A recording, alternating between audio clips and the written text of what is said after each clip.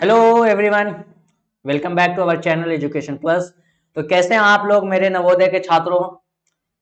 कैसी चल रही है पढ़ाई? आप लोग हमें अपडेट करते रहिएगा, ठीक है। कुछ बच्चे हैं जो रेगुलर अपडेट कर रहे हैं, ठीक है, और कुछ बच्चे हैं जो बिल्कुल ध्यान नहीं दे रहे हैं। तो ये उनके लिए खराब है, उन बच्चों के लिए नहीं जो अपडेट कर रहे हैं। वो जो बच्चे अपडेट कर रहे हैं वो तो अपना पूरा 100% दे रहे हैं और उनको 100% रिजल्ट भी मिलेगा, ठीक है। तो नवोदय के धुरंधरों, जैसा कि आप लोग जानते हैं कि हम लोग यहाँ पे आपके लिए टाइटन 2.0 में टाइटन 2.0 जो बैच हमारा लॉन्च हुआ रहा है, ठीक है, मई में। तो उसमें हम लोग आपको बिल्कुल free of cost Jawahar Navodaya की तैयारी करा रहे हैं, ठीक है। हमारा ये जो प्लेटफॉर्म है एजुकेशन प्लस, ये जो आपको यहाँ पे दिख रहा है, जो हमारा अपने सीने पे अपने छाती पे लेके चल रहा है एजुकेशन प्लस को, ठीक है। तो ये प्लेटफॉर्म जो आपको प्रोवाइड कर रहा है, ठीक है, शायद ही कोई प्लेटफॉर्म अभी आपको प्रोवाइड कर रहा हो, ठीक है। कर रहा है तो अच्छी बात है, नहीं कर रहा है तो हम लोग हैं आपके लिए, ठीक है।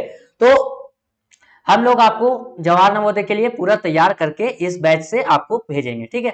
तो इस बात की बिल्कुल फिक्र नहीं कीजिए कि आपका सिलेक्शन कहाँ होगा, क्यों होगा, कब होगा, किस लिए होगा, ठीक है। आप मेहनत करते रहिए, 100% अपना देते रहिए, आपका सिलेक्शन होगा, ठीक है। आपका सिलेक्शन होगा, ठीक है। तो तैयार हैं आप सभी लोग आज के लेक्चर के लिए, ठीक है। तो आज हम लोग क्या पढ़ने वाले हैं, चलिए जरा देख लेते हैं हम लोग आज क्या पढ़ने वाले हैं, उसके बारे में भी हम लोग थोड़ा बातचीत कर लिया जाए, ठीक है। तो चलते हैं अपने लेक्चर की तरफ। चलिए, तो आ गए हैं हम लोग अपने इस लेक्चर की ओर, जिसका नाम है, जिस चैप्टर का नाम है कोल एंड पेट्रोलियम, ठीक है। इस चैप्टर का नाम है कोल एंड पेट्रोलियम, ठीक, कोल एंड पेट्रोलियम, ठीक है। जिसका आज है लेक्चर नंबर 2। लेक्चर 1 हम ले चुके हैं। आपको उसका जो वीडियो है आपको प्लेलिस्ट में मिल जाएगा, ठीक है। साइंस के नाम से प्लेलिस्ट बना हुआ है, चैनल पे आप जाइएगा, वहां पे प्लेलिस्ट सेक्शन में आप जाइएगा तो वहां पे एक प्लेलिस्ट मिलेगा आपको, जनरल साइंस जेएनवीएसटी का, जनरल साइंस का, ठीक है। तो उसमें आपको बायोलॉजी, केमिस्ट्री, फिजिक्स, सारा साइंस का जो भी पोर्शन है, जो भी चैप्टर है, उसमें आपको 1 बाय 1 मिल जाएगा, ठीक है। तो ये जो है कोल एंड पेट्रोलियम का लेक्चर नंबर 1 आपको उस प्लेलिस्ट में मिल जाएगा, ठीक है। तो ये कौन सा चैप्टर है? चैप्टर 3 है, किस चीज का? केमिस्ट्री का, ठीक है। केमिस्ट्री का चैप्टर 3 है कोल एंड पेट्रोलियम, और इसका लेक्चर नंबर 2 हम लोग आज देखने जा रहे हैं, पढ़ने जा रहे हैं, लेक्चर नंबर 2, ठीक है। तो चलिए आगे बढ़ते हैं अपने लेक्चर की ओर, अपने पठन पाठन की ओर, जिसमें हम लोग पढ़ने वाले हैं, क्या पढ़ने वाले हैं, ठीक है। तो चलिए आ गए हम लोग आ चुके हैं अपने टूडेज गोल पे, ठीक है, कि आज हम लोग को क्या पढ़ना है उसके बारे में हम लोग देख लेते हैं।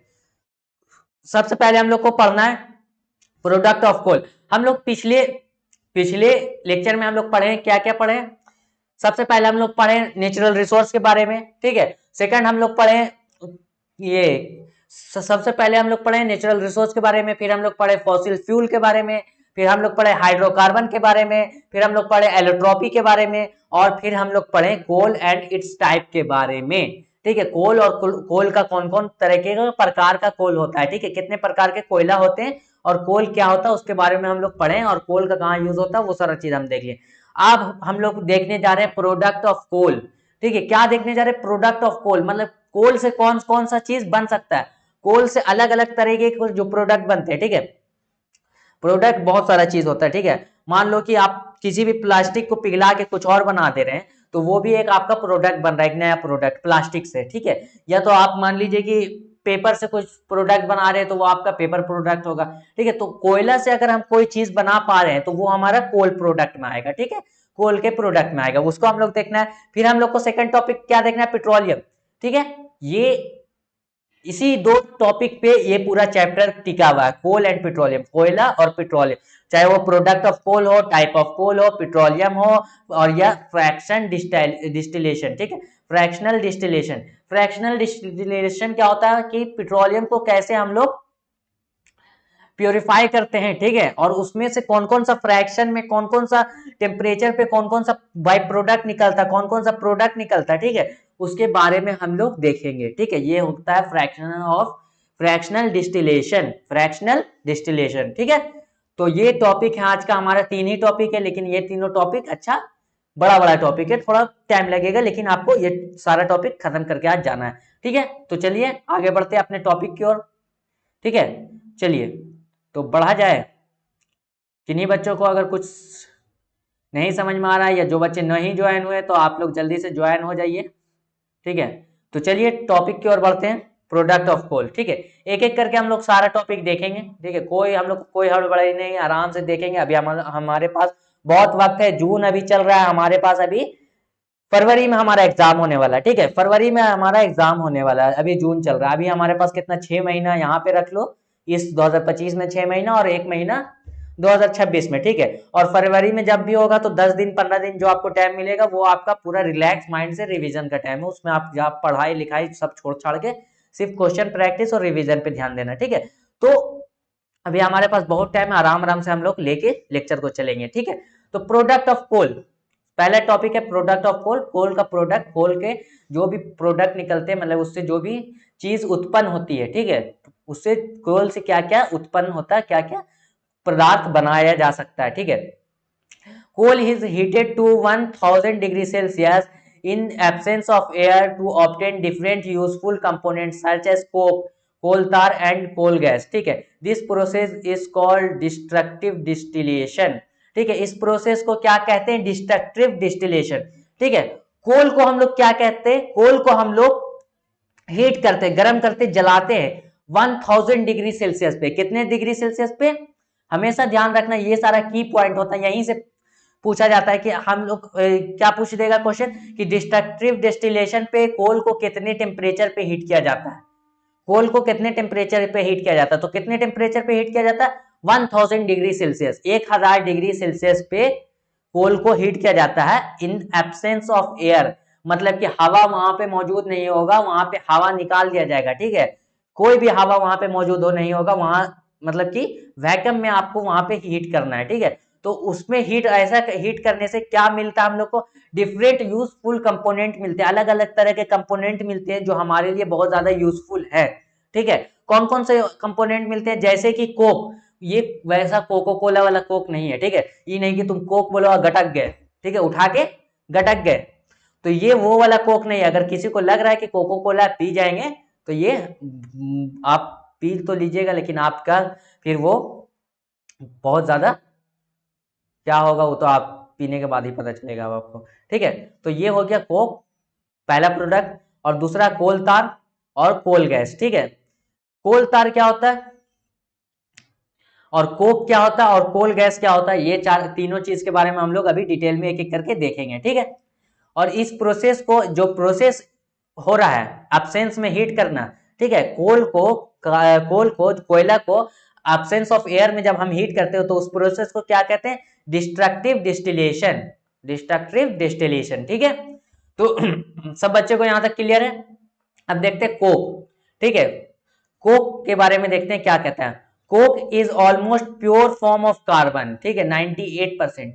ठीक है, ये सबसे प्योरेस्ट फॉर्म ऑफ कार्बन होता है, समझो ये कार्बन ही है। ठीक है, इसमें कितना है, 98%। अगर 100 ग्राम तुम कोक लेके आया है, ठीक है, पीने वाला नहीं, हम बार बार बोल रहे पीने वाला नहीं। ठीक है, इन्हें कि कोको कोला उठाया गड़क गए, वो वाला चीज नहीं है। ठीक है, तो अगर 100 ग्राम तुम कोक लेके आया है, ठीक है, तो उसमें 98 ग्राम तुम्हारा कार्बन मौजूद है, माने 98% तुम्हारा कार्बन मौजूद है उस कोक में। ठीक है, इट इज ए टफ, ठीक है, पोरस एंड ब्लैक सब्सटेंस। ठीक है, ये थोड़ा टफ होता है, ठीक है, और ब्लैक होता है, और इसमें छेद होते हैं, पोरस होता है। ये कैसा होता है, पोरस होता है, इसमें छेद होते हैं। ये सब्सटेंस में कैसे होते हैं, छेद होते हैं हवा पार करने के लिए। ठीक है, और ये ब्लैक कलर का सब्सटेंस होता है।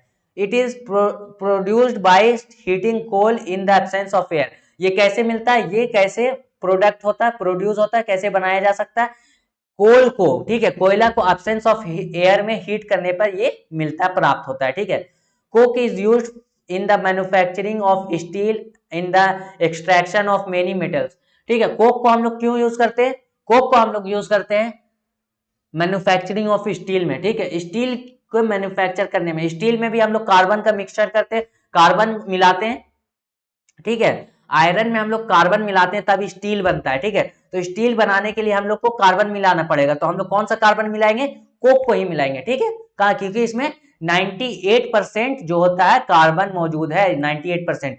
तो हम लोग इसी को मिलाएंगे एज ए कार्बन, ठीक है, ताकि स्टील बन सके, ठीक है, ताकि स्टील बना सके हम लोग, ठीक है। स्टील के बनाने के लिए यूज होता है, और एक्सट्रैक्शन ऑफ मेटल, मेटल को एक्सट्रैक्ट करने के लिए, ठीक है, ताकि उस मेटल को कैसे एक्सट्रैक्ट करने के लिए, मान लो कि एक रॉक मिला, एक खनिज मिला, एक मिनरल मिला जिसमें अलग अलग तरीके के मेटल है, ठीक है, ये अलग अलग तरीके के मेटल हैं, और उसमें देखो एक मान लो एक खनिज है, इसमें अलग अलग मिनरल है,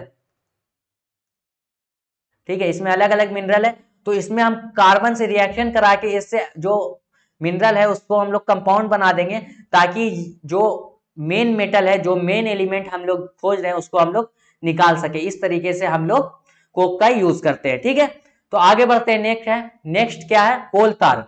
कोल तार जिसको क्या कहते हैं, अलकतरा, ठीक है, अलकतरा कहते हैं, जो रोड बनाने में यूज होता है, रोड देखे ना बनते हुए, ठीक है, उसमें जो ब्लैक कलर का डाला जाता है सब्सटेंस, जो लिक्विड होता है ब्लैक ब्लैक, ठीक है, रोड बनने में जो ऐसे ब्लैक ब्लैक सब्सटेंस डाला जाता है लिक्विड टाइप का, ठीक है, तो इसको ही कोल तार कहते हैं, जिससे वो चिपचिपा सा रहता है और चिपक जाता है और बहुत गंदा स्मेल करता है। कैसा करता है, बहुत गंदा, ठीक है।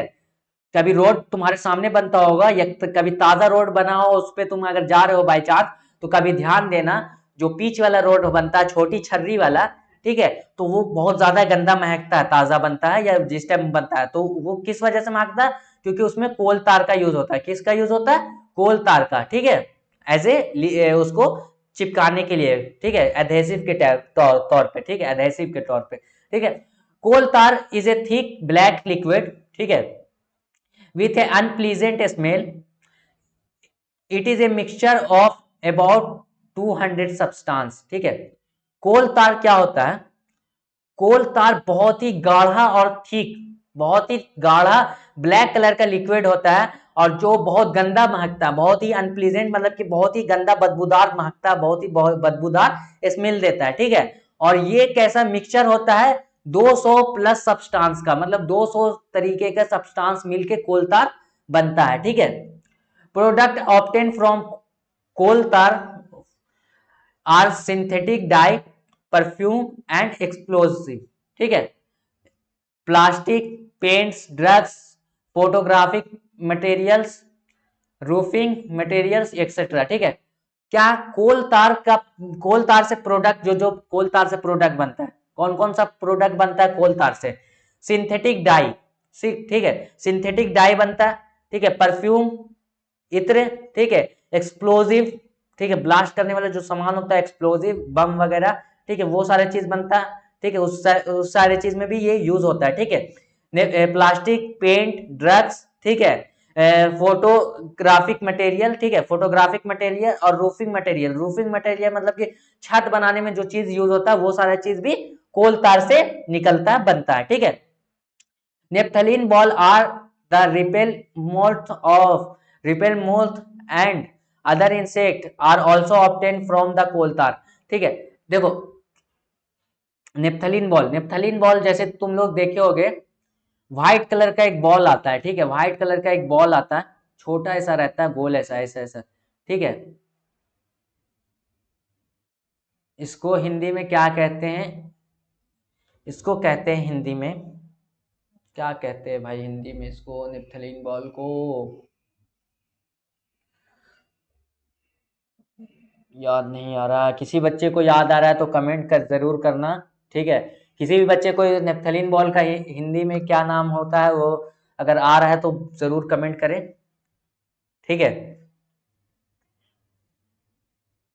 चलिए, तो नेप्थलीन बॉल जो बनता है वो भी कोल तार से ही बनता है। किससे बनता है, कोल तार बनता है। और नेप्थलीन बॉल का यूज क्या होता है, रिपेल करना मॉथ को, मतलब कि जो कीड़े होते हैं, ठीक है, जो कपड़ा वगैरह में कीड़ा लगता है, ठीक है, जो कपड़ा में दीमक, मौत मतलब होता है दीमक, दीमक लगता है जो, ठीक है, तो जो कपड़ा में दीमक लगता है या लकड़ी चौखट वगैरह में जो दीमक लग जाता है, तो उसको ये भगाता है, ठीक है, और भी अलग अलग इंसेक्ट वगैरह को ये भगाता है। इसका जो स्मेल इससे जो निकलता है, वो स्मेल से वो कीड़े जो होते हैं भाग जाते हैं, ठीक है। तो ये किस चीज से बनता है, कोल तार से ये चीज बनता है।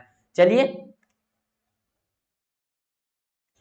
नेक्स्ट क्या है, कोल गैस। कोल गैस क्या होता है, ठीक है, कोल गैस क्या होता है? Coal gas is obtain during the process of coal to get coke. ठीक है, कोल गैस कब निकलता है, कब बनता है? जब कोयला से, जब कोल से कोक बनाया जा रहा हो, जब कोयला से कोक बनाया जा रहा हो, उस प्रोसेस में जो गैस निकलता है उसको हम लोग कोल गैस कहते हैं। उस प्रोसेस में जो गैस निकलता है उस गैस को हम लोग कोल गैस कहते हैं। ठीक है, coal gas was used for street lighting. ठीक है, for the first time in London 1810 ईस्वी में। ठीक है, and in the New York around 1820 ईस्वी में। ठीक है, तो कोल गैस का यूज किस लिए किया गया? स्ट्रीट लाइटिंग, मतलब सड़क पे जो लाइट चलता है उसके लिए कोल गैस का यूज किया गया। ठीक है, फर्स्ट टाइम लंदन में। ठीक है, तो कोल गैस का फर्स्ट टाइम यूज कहां हुआ? लंदन में। कब हुआ? 1810 ईस्वी में। ठीक है, 1810 ईस्वी में लंदन में पहली बार कोल गैस का यूज हुआ। कैसे? As a street light, street light में यूज हुआ। ठीक है, और दूसरी बार कब यूज हुआ? न्यूयॉर्क में 1820 में। ठीक है, तो ये सारा क्वेश्चन यहां से पूछा जा सकता है। ठीक है, देखो जो जो क्वेश्चन पूछा जा सकता है वो हम बता दे रहे हैं यहाँ पे। ठीक है, तो यहां से ये सारा क्वेश्चन जनरेट किया जा सकता है, पूछा जा सकता है। ठीक है, नेक्स्ट क्या topic? Most of the coal gas consist hydrogen and methane with a small amount of other hydrocarbons and carbon monoxide। ठीक है, कार्बन डाइऑक्साइड एंड नाइट्रोजन। देखो ज्यादातर कोल गैस में क्या मौजूद होता है? हाइड्रोजन मौजूद होता है और मीथेन मौजूद होता है। और ये दोनों गैस, ठीक है, हाइड्रोजन गैस भी और मीथेन गैस, ये दोनों गैस हाईली कंबस्टाइल सब्सटेंस है। मतलब बहुत जल्दी आग पकड़ लेता है, बहुत जल्दी एक्सप्लोजन कर जाता है। ठीक है, दोनों बहुत जल्दी माने कंबस्टाइल सब्सटेंस है। कंबस्टाइल वैसे ही सब्सटेंस को कहते हैं जो बहुत जल्दी आग पकड़ ले, यानी इनफ्लेमेबल है। ठीक है, इनफ्लेमेबल है हाइड्रोजन गैस और मीथेन गैस। और थोड़ा स्मॉल अमाउंट में दूसरा हाइड्रोकार्बन भी मौजूद होता है, जैसे इथेन हो गया, प्रोपेन हो गया, ये सारे हाइड्रोकार्बन भी इसमें मौजूद होते हैं। और कार्बन मोनोऑक्साइड, कार्बन डाइऑक्साइड और नाइट्रोजन गैस भी इसमें मौजूद होते हैं, लेकिन बहुत ही कम मात्रा में। लेकिन सबसे ज्यादा क्या होता है? हाइड्रोजन और मीथेन। ठीक है, तो यहाँ पे आपको कोल तार और कोल गैस तीनों टॉपिक क्लियर है, कोई भी परेशानी, कोई भी दिक्कत नहीं आ रही होगी। तो चलिए आगे बढ़ते हैं नेक्स्ट टॉपिक की तरफ। नेक्स्ट टॉपिक है अपना पेट्रोलियम। कौन सा टॉपिक है अपना? पेट्रोलियम। ठीक है, नेक्स्ट टॉपिक है अपना पेट्रोलियम, सबसे इंपॉर्टेंट टॉपिक। ठीक है, पेट्रोलियम चैप्टर का इंपॉर्टेंट टॉपिक है, कोल भी चैप्टर का एक इंपॉर्टेंट टॉपिक था। ठीक है, इस दोनों से सबसे ज्यादा क्वेश्चन उठाता है एग्जामिनर हर साल। ठीक है, तो ये सारा टॉपिक आपको 100% क्लियर होना चाहिए, आपको पूरा चैप्टर 100% क्लियर होना चाहिए, आपको पूरा सिलेबस 100% क्लियर होना चाहिए। उसके लिए क्या करना है? हमारे साथ बस बने रहना है। ठीक है, हमारे साथ बस बने रहना है लास्ट तक, at the end of the exam. ठीक है, एग्जाम तक आपको बने रहना है, क्योंकि रिजल्ट का भी अनाउंसमेंट आपको एजुकेशन प्लस के द्वारा भी मिल जाएगा। ठीक है, रिजल्ट का अनाउंसमेंट भी हम लोग करेंगे। ठीक है, चलिए तो आगे बढ़ते हैं। Coke is almost pure form of carbon. ठीक है, 98% कार्बन मौजूद होता है कोक में। ठीक है, it is tough, poisonous, porous and black substance.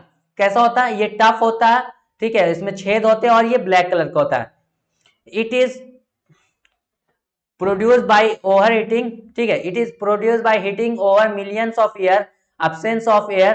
ठीक है, high temperature and high pressure transform the dead organism into petroleum and natural gases. ठीक है, तो यहां पे आपका कोक के बारे में पहले यहां पे था, और यहां पे क्या है? पेट्रोलियम का, यहां से आपका, ठीक है, यहां से पेट्रोलियम के बारे में। तो इसको हम पहले कोक वाला को काट देते। ठीक है, यहाँ पे जो कोक का यहाँ पे आपका यहाँ पे मिसप्रिंट हो गया है। ठीक है, यहाँ पे मिसप्रिंट हो गया थोड़ा सा, तो इसको आप नेग्लेक्ट कीजिए। ठीक है, यहाँ से आप इसको नेग्लेक्ट कर दीजिए। ठीक है, तो यहाँ से आप लोग पहले देखिए क्या बोल रहा है पेट्रोलियम के बारे में। पेट्रोलियम के बारे में, पेट्रोलियम कैसे बनता है गैस? ठीक है, it is produce by heating over millions of year, absence of air.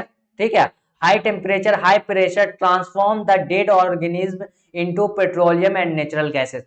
कैसे बनता है? ये बनता है मिलियंस ऑफ ईयर में। ठीक है, कितने ईयर में? मिलियंस ऑफ ईयर में, बहुत सालों पर, हजारों लाखों सालों पर, हजारों लाखों सालों पर ये बनता है। कैसे?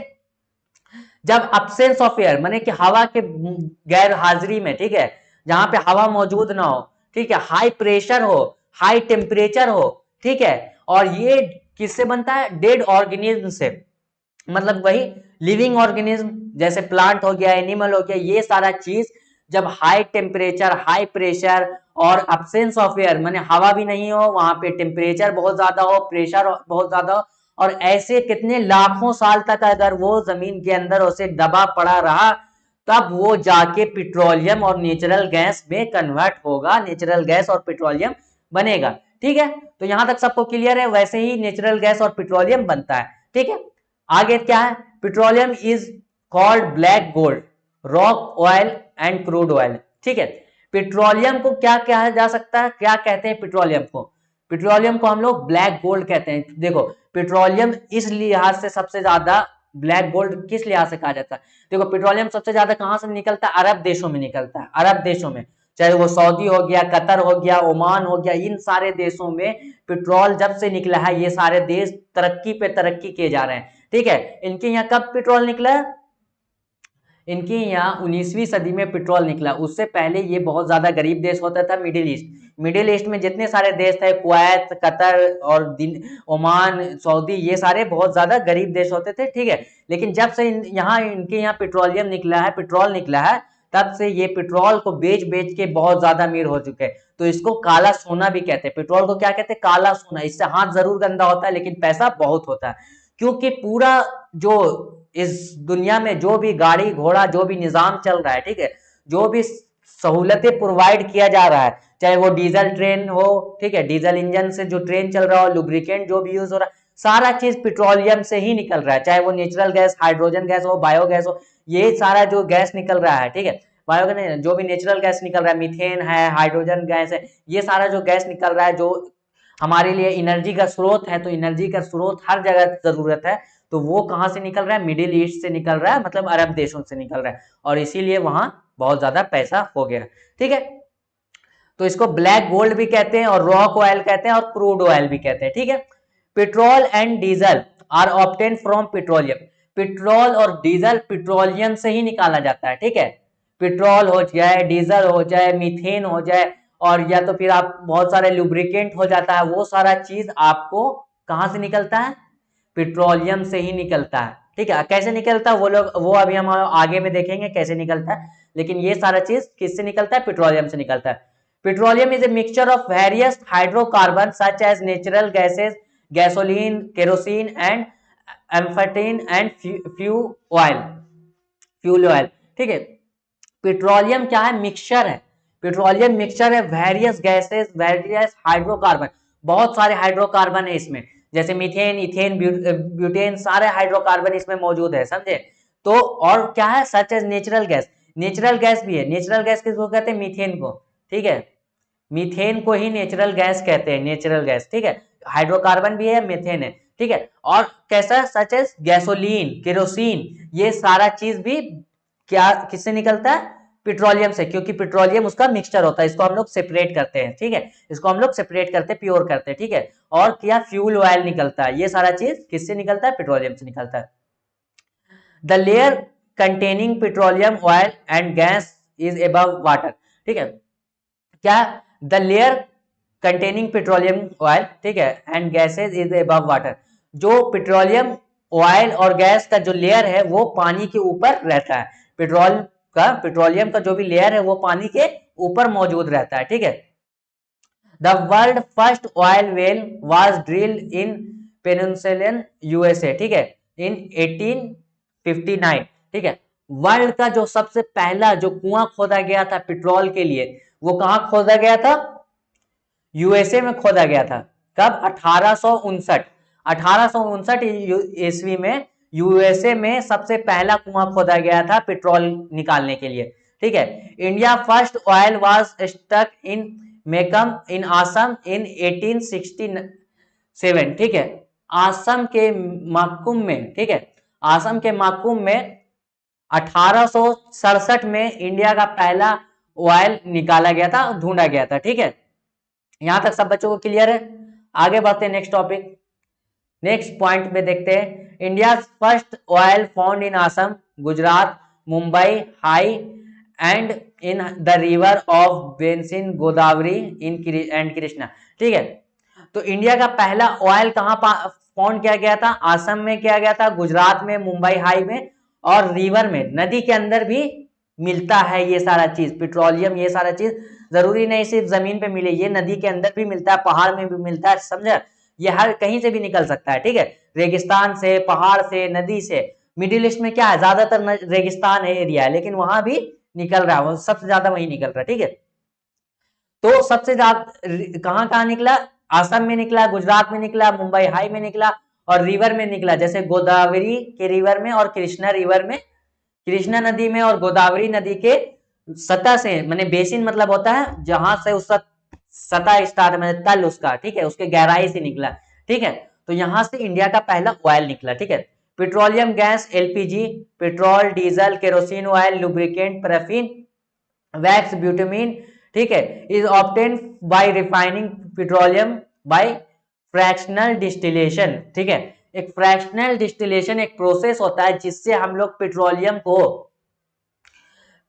को प्यूरिफाई करके क्या क्या निकाल सकते हैं, एलपीजी निकालते हैं, पेट्रोल निकालते हैं, डीजल निकालते हैं, केरोसिन निकालते हैं, ल्यूब्रिकेंट ऑयल, पैराफिन वैक्स और ब्यूटामीन, और भी बहुत सारे चीज हम लोग उससे निकालते हैं, एक्सट्रैक्ट करते हैं, प्यूरिफाई करके पेट्रोलियम को। और उस प्यूरिफाई का प्रोसेस का नाम क्या है, फ्रैक्शनल डिस्टिलेशन। इसको भी हम लोग आगे देखेंगे, ठीक है, कैसे काम करता है ये प्रोसेस।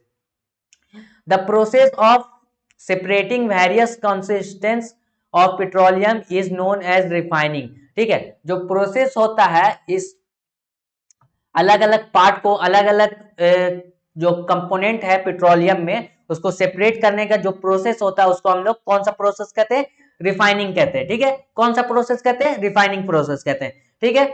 आगे बढ़ते हैं, नेक्स्ट है topic, the process of refining of petroleum is carried out by oil refinery and is called fractional distillation, ठीक है। जो रिफाइनिंग ऑफ पेट्रोलियम है, जो पेट्रोल को साफ करने का, मतलब पेट्रोल को शुद्धिकरण करने का जो तरीका है पेट्रोलियम को, ठीक है, उसको कौन करता है, उसको करता है कौन, ऑयल रिफाइनरी वाला, ठीक है। ऑयल रिफाइनरी वाला, बड़ा बड़ा जो रिफाइनरी मौजूद है हमारे इंडिया में, ठीक है। हम लोग कच्चा तेल खरीदते हैं, कच्चा तेल क्या होता है, क्रूड ऑयल। क्रूड ऑयल किसको कहते हैं, पेट्रोलियम को ही कहते हैं, ठीक है। हम लोग क्रूड ऑयल खरीदते हैं बाहर से, ठीक है, मिडिल ईस्ट से, या तो फिर ये मिडिल ईस्ट से, रशिया से, यहाँ इन सारे देशों से हम लोग क्रूड ऑयल एक्सपोर्ट करते हैं, ठीक है, एक्सपोर्ट करते हैं इंडिया। तो उसको हम लोग यहाँ बड़े बड़े जो हमारे इंडस्ट्रियलाइजेशन हुआ हुआ है, रिफाइनरी लगा हुआ है, गुजरात में, मुंबई में, नोएडा में, ये सारे जगह जो भी रिफाइनरी लगा हुआ है पेट्रोलियम को साफ करने का, तो वहाँ ऑयल रिफाइनरी में हम लोग क्रूड ऑयल डालते हैं, माने कच्चा तेल डालते हैं, और वहां से हम लोग अलग अलग तरीके के डीजल, पेट्रोल, सारा चीज सेपरेट करके निकालते हैं, और इस प्रोसेस को फ्रैक्शनल डिस्टिलेशन प्रोसेस कहते हैं, ठीक है। Petrol is use as a fuel in light automobile such as motorcycle, scooter, ठीक है, and car. Heavy motor vehicle like truck and tractor are run on diesel, ठीक है। पेट्रोल को फ्यूल के तौर पर, पेट्रोल को ईंधन के तौर पर यूज किया जाता है कहाँ, लाइट व्हीकल में, मतलब कि हल्के गाड़ियों में, जैसे हमारे स्कूटी में हो गया, मोटर बाइक में हो गया, कार वगैरह में हो गया, ये सारे चीज में हमारा पेट्रोल यूज होता है, ठीक है, क्योंकि ये हल्की लाइट वेट गाड़ी है, मतलब कि ईंधन के तौर पे हमको पेट्रोल को यूज करते हैं। लेकिन जो हमारे बड़े गाड़ी होते हैं, जैसे ट्रक हो गए, हेवी हेवी मशीनरी हो गई, ठीक है, ट्रेन का इंजन जो पहले चलता था, डीजल इंजन ट्रेन, ठीक है, पेट्रोल इंजन ट्रेन नहीं चलता है, ठीक है, कभी बना ही नहीं है, हमेशा क्या बना है, डीजल इंजन ट्रेन। तो जो बड़े मशीन होते हैं, बड़े व्हीकल होते हैं, उसको चलाने के लिए हम लोग डीजल इंजन या डीजल ऑयल का यूज करते हैं, ठीक है। और डीजल ऑयल किस में पड़ेगा, जिसमें डीजल इंजन लगा हो, ठीक है। तो डीजल का हम लोग कहाँ यूज करते हैं, बड़े बड़े, जैसे ट्रैक्टर, ट्रक और भी ट्रॉली वगैरह जो भी रहता है बड़े मशीनरी, उसमें हम लोग डीजल का यूज करते हैं, ठीक है। यहाँ तक सब बच्चों को क्लियर है, सब राज्य को क्लियर है, क्योंकि ये Jawahar Navodaya all over India में फैला हुआ है, ठीक, ऑल ओवर इंडिया का ये है स्कूल है, ठीक है। तो हमारा वीडियो उम्मीद करते हैं हर राज्य तक पहुंच रहा हो, बिहार है, यूपी है, बंगाल है, आसम है, हमारे सेवन सिस्टर की तरफ जो अरुणाचल प्रदेश, मिजोरम, वहां भी, साउथ में केरला, आंध्रा, ठीक है, केरला 100% लिटरेसी सर, ठीक है, वहां, और महाराष्ट्र, गुजरात, हर जगह उम्मीद करते हैं हमारा लेक्चर पहुंच रहा हो, हर जगह बच्चे को ये सुविधा प्राप्त है, ठीक है। बच्चे के पास इंटरनेट है, मोबाइल है, सारा सुविधा ठीक है, अब उनको बस टाइप करके सर्च करके हमारा चैनल देखना है, खोलना है, पढ़ना है। अब यहाँ से बच्चे की जिम्मेदारी है, ठीक है, और हमारी जिम्मेदारी है बच्चे को बढ़िया कंटेंट डिलीवर करना, ठीक है। तो यहाँ तक सब बच्चों को क्लियर है कि कौन सा व्हीकल किस पे चलता है, लाइट व्हीकल पेट्रोल पे और हेवी व्हीकल डीजल पे चलता है, ठीक है। नेक्स्ट है petrochemical are used in manufacturing detergent fibres, polyester, nylon, acrylic, ठीक है, polythene and other man made plastic, ठीक है। पेट्रोकेमिकल जो पेट्रोलियम से ही निकलता है, ठीक है, पेट्रोकेमिकल भी पेट्रोलियम से ही निकलता है, वो यूज होता है मैन्युफैक्चर करने के लिए, जैसे डिटर्जेंट हो गया, ठीक है, डिटर्जेंट मैन्युफैक्चर करने के लिए, या फाइबर मैन्युफैक्चर करने के लिए, या पॉलिथीन मैन्युफैक्चर करने के लिए, या तो फिर और भी अलग तरीके के जो मैन मेड प्लास्टिक जो हम लोग बनाते हैं, man made plastic, plastic natural चीज नहीं है, ये मैन मेड में बनाया और ये बहुत गंदा चीज का इन्वेंशन हुआ है, ठीक है, प्लास्टिक का, ठीक है। एक अच्छा, हर चीज का दो पहलू होता है, अच्छा है लेकिन इसका जो वेस्टेज है ये इतना गंदा है, जो एक लॉन्ग टाइम, जो अब एक लॉन्ग टाइम पीरियड हो गया है प्लास्टिक का इन्वेंशन हुए, ठीक है, तो इस एक लॉन्ग टाइम पीरियड के बाद अब लग रहा है कि प्लास्टिक हमारे लिए कितना ज्यादा हानिकारक है, ठीक है। तो यहाँ से जो पेट्रोकेमिकल होता है ये इस चीज में यूज होता है, ठीक है। Hydrogen gas obtain from natural gas, ठीक है, नेचुरल गैस जो निकलता है, ठीक है, उससे हाइड्रोजन गैस निकाला जा सकता है, ठीक है, and used in production of fertilisers, urea.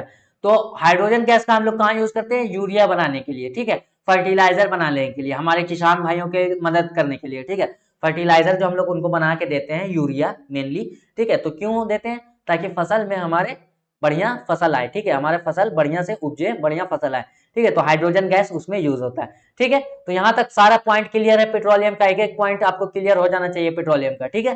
तो चलिए अब आगे बढ़ते हैं नेक्स्ट टॉपिक की तरफ। नेक्स्ट टॉपिक है हमारा फ्रैक्शनल डिस्टिलेशन, ठीक है। उतने देर से हम लोग 2-3 बार इस शब्द का नाम सुन चुके हैं, इस शब्द का नाम हम लोग 2 से 3 बार सुन चुके हैं कि फ्रैक्शनल डिस्टिलेशन आखिर होता क्या है इस बारे में, ठीक है। तो 2-3 बार हम लोग नाम जरूर सुन चुके हैं, तो चलिए देखते हैं कि इसके बारे में क्या है, क्या बता रहा है, चलिए।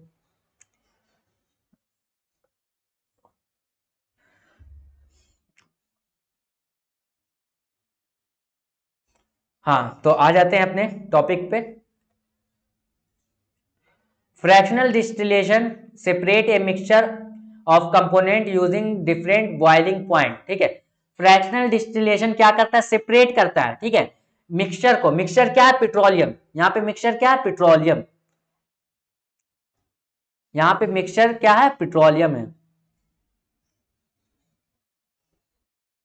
पेट्रोलियम है, मिक्सचर क्या है यहाँ पे, petroleum.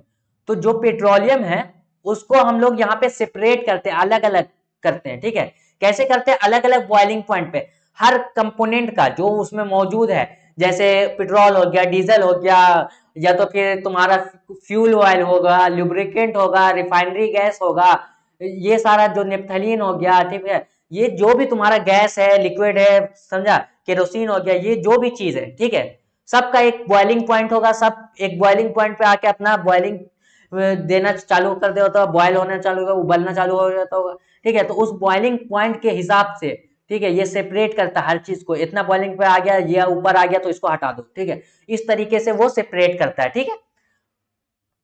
Different component of petroleum have different boiling point, वही पेट्रोलियम में जो भी कंपोनेंट मौजूद है, हर कंपोनेंट का अलग अलग अपना बॉइलिंग पॉइंट है, और उस बॉइलिंग पॉइंट पे वो अपना सेपरेट हो जाता है, ठीक है। तो कैसे काम करता है, एक पिक्चर जो आपके सामने ये हम लेके आए, इसको पहले देखिए और समझिए कैसे काम करता है। देखिए, क्रूड ऑयल वही होता है पेट्रोलियम, ठीक है। तो यहाँ से हम पहले क्रूड ऑयल इसमें डाल रहे हैं, ठीक है, इसमें क्रूड ऑयल हम डाल रहे हैं, ठीक है। तो क्या हो रहा है, अगर हम इसमें ऐसे क्रूड ऑयल डालें, ठीक है, तो इससे जब क्रूड ऑयल पास कर रहा है, ठीक है, क्रूड ऑयल पास कर रहा है इस पाइप से, तो क्या हो रहा है, यहाँ पे बहुत ज्यादा हीट कर रहा है, देखो यहाँ से हीट कर रहा है, यहाँ पूरा स्टोव वगैरह लगा हुआ है जिससे बहुत ज्यादा हीट कर रहा है, ठीक है। तो जो इस हीट से जो निकल रहा है, ठीक है, तो जैसे ही जिसका बॉइलिंग पॉइंट जितना कम होगा वो उतना ऊपर जाएगा, जैसे सबसे ऊपर क्या, रिफाइनरी गैस, रिफाइनरी गैस, इसका बॉइलिंग पॉइंट कितना है, 20 डिग्री सेल्सियस, तो ये सबसे ज्यादा ऊपर चला गया, यहाँ से ये निकल गया, ठीक है। उसके बाद क्या है, पेट्रोल, पेट्रोल का है 70 डिग्री सेल्सियस, यहाँ से ये निकल गया, इसी के आसपास तुम्हारा क्या है, नेप्थलीन, ठीक है। नेप्थलीन इसका क्या 120 डिग्री सेल्सियस, यहां से ये निकल गया, नेप्थलीन भी यहां से निकल गया 120 डिग्री सेल्सियस से। उसके बाद क्या, केरोसिन ऑयल, केरोसिन ऑयल का क्या 340 degree Celsius, 340 degree Celsius kerosene oil है, तो यहाँ इसका अपना एक अलग डिग्री सेल्सियस है, तो यहाँ से ये निकल जाएगा। उसके बाद क्या, उसके ऊपर है डीजल फ्यूल, ठीक है, डीजल क्या क्या है 270 डिग्री सेल्सियस पे तुम्हारा डीजल अलग हो जाएगा, ठीक है। और अगर उसको आप गर्म करके 250 डिग्री सेल्सियस पे आ गया है तो वहां से तुम्हारा फ्यूल ऑयल तुम्हारा वहां से अलग हो जाएगा। फिर 240 डिग्री सेल्सियस पे तुम्हारा लुब्रिकेंट भी अलग हो जाएगा, 240 पे तुम्हारा केरोसिन भी अलग होगा और तुम्हारा लुब्रिकेंट ऑयल भी अलग होगा, ठीक है। तो ये दोनों चीज वहां पे अलग हो जाएगा। और जो सबसे लास्ट में तुम्हारा नीचे बच जाएगा, सबसे लास्ट में तुम्हारा नीचे बच जाएगा, उसको कहते हैं ब्यूटामीन, ब्यूटामीन, ठीक है। और ब्यूटामीन कहाँ यूज होता है, कोल तार के जगह यूज होता है। कहाँ यूज होता है, कोल तार के प्लेस पे भी ब्यूटामीन यूज होता है। किस यूज होता है, रोड बनाने के लिए, रोड बनाने के लिए जो अधेसिव का यूज करते हैं हम लोग कोल तार के रूप में चिपकाने के लिए छोटे छोटे कंकड़ को, तो वहां पे ब्यूटामीन का भी यूज कर सकते हैं, वो दोनों सेम चीज हो रहता है वहां पे, ठीक है, दोनों यूज हो सकता है। तो यहाँ से आपको क्रूड ऑयल का जो डिस्टिलेशन प्रोसेस है यहाँ से आपको पूरा क्लियर हो गया होगा कि कैसे क्रूड ऑयल आ रहा है, इसको हम लोग बॉयल कर रहे हैं और फिर अलग अलग ये सेपरेट हो जा रहा है, तो यही प्रोसेस होता है फ्रैक्शनल डिस्टिलेशन, ठीक है। तो चलिए आगे बढ़ते हैं। तो आज का यहाँ पे हम आज का लेक्चर यहीं पे समाप्त करते हैं, ठीक है, आज का लेक्चर यहीं पे समाप्त करते हैं। क्यों, क्योंकि आज हम लोग अच्छा खासा टॉपिक पढ़ लिए। किसी को कोई भी डाउट होगा, कहाँ कमेंट करना है, कहाँ पूछना है, कहाँ बताना है, सब हम बता चुके हैं, ठीक है।